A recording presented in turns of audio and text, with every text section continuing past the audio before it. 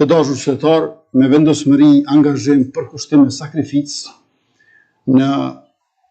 qeverisjen tonë, edhe në këto ditë të mandatit të tretë, kemi shpartalluar bandat kriminale paraushtarake që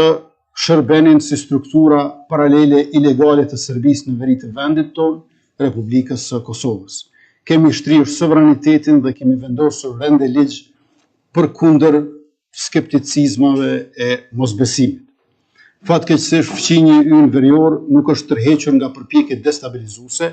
por fatmirësisht prania vigjilente e shtetit në çdo cep të Republikës po sjell rezultate në betejën ndaj çrënjosjes së të gjitha celulave terroriste dhe të armatimeve të tyre.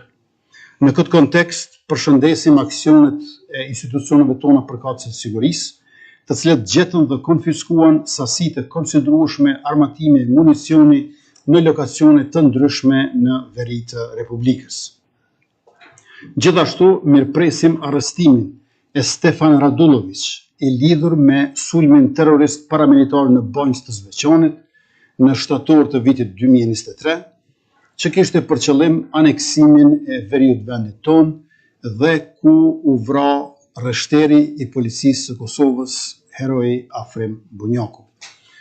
Ky është një hap përpara, drejtësia bëhet e plot vetëm kur bashkëpunëtori i Radulović, kryeterroristi Milan Radojčić dhe grupi i tij në tërësi vihen para drejtësisë në Republikën e Kosovës, ku do të kenë gjykim të drejtë e ferm. Se luftimi i krimit organizuar është i pakompromis dhe shtrihet anë e kënd,